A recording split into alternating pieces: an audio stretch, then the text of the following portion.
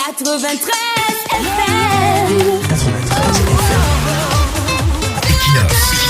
Radio. Bonjour. Après avoir sévèrement critiqué hier les 42 ans de règne du président, essayons de le défendre ce matin, au moins pour une fois. Essayons de lui trouver des excuses, des circonstances atténuantes. Et pour ne pas paraître trop griotique, adoptons l'approche du biaïsme. Le fond de commerce du biaïsme, c'est que tout le monde est mauvais dirigeant sauf le président de la République. Faisons donc dans du biaïsme en guise de souhait de joyeuse éternisation au pouvoir au président. Le premier argument que nous volons aux biaïstes ce matin, c'est que le président n'a pas toujours eu la main heureuse dans le choix de ses collaborateurs. Sur ce plan, c'est toujours la malchance. Depuis 42 ans, il tombe toujours sur des gens qui sont un genre. Il tombe toujours sur des opportunistes, des gens qui viennent seulement s'enrichir auprès de lui. Il ne cherche même pas à se soucier de son bilan, de ce que les Camerounais retiendront de lui. Ils viennent seulement remplir leur ventre et leur poche. C'est la catégorie des voleurs ou des bandits en col blanc. Dès qu'il les nomme, premier acte qu'ils posent, c'est la vidange des caisses de l'État. Ils ne veulent même pas lire le libéralisme communautaire, les feuilles de route, les orientations et instructions du président de la République. Ce n'est pas leur problème. Étant encore au quartier, la seule chose qu'ils se disent dans leur cœur, c'est que le jour où le président va m'appeler, même si c'est pour une semaine, je vais d'abord bien voler ma part, devenir aussi riche. Sur ce plan, le président a toujours été malchanceux dans ses choix. Il envoie même certains en prison. Il croit que les autres seront pris de peur, mais que non, les détournements s'intensifient même. Depuis 42 ans, le président de la République est dépassé. Il ne sait plus où mettre sa tête et ses mains. Même lorsque ses amis intimes viennent lui présenter un agneau, dès qu'il lui fait confiance, ce sont les caisses de l'État qui souffrent.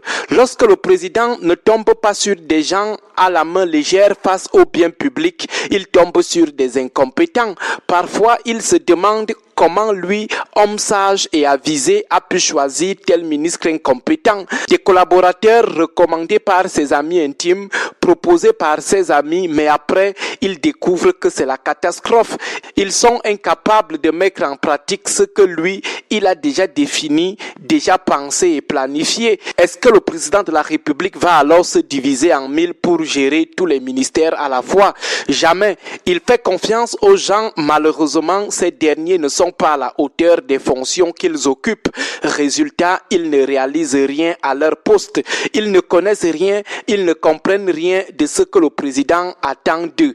D'autres sont plutôt laxistes. Ça veut dire en langage terre à terre que ce sont des paresseux, des ministres ou des directeurs généraux très paresseux. Pourtant, le président de la République est lui-même un grand bosseur. Malgré son âge, il dort à peine. Mais malheureusement, dans ses différents choix, depuis 42 ans, il tombe seulement sur des branleurs, des papes de la gesticulation. La gesticulation étant ici l'art de faire semblant d'avancer, mais en faisant le pas sur place.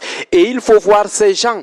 Lorsqu'ils voient le président, ils se plient en quatre pour se mettre à genoux. Question de lui faire croire qu'ils ne peuvent pas blaguer avec ses orientations, ses instructions, ses valeurs de rigueur et de moralisation et sa politique. Ces laxistes courent toujours organiser des meetings dans leur village, acheter les foules, appeler les médias pour faire le tapage médiatique sur le meeting.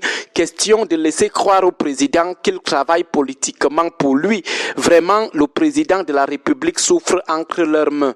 Un autre argument que nous allons voler aux biaïstes ce matin, c'est que pendant plus de 4 décennies, le président est entouré de quelques crèques, des collaborateurs qui ne veulent que sa chute. Ils rient en public en journée avec lui. Or, dans leur cœur noir ciré, ils veulent seulement qu'il tombe pour rester avec sa place. Ces collaborateurs pactisent généralement avec des ennemis de la nation, tapis dans l'ombre pour faire échouer toutes les grandes réalisations du président afin de construire sa détestation au sein de l'opinion et faire en sorte qu'il ne rentre pas dans l'histoire. Ce sont des ennemis intérieurs. À côté, il y a une autre catégorie de collaborateurs que le président de la République a eu la main malheureuse de choisir dire pendant tous ces mandats, ce sont les promoteurs du villagisme et du tribalisme, des gens qui ont transformé des administrations publiques en propriété des frères du village.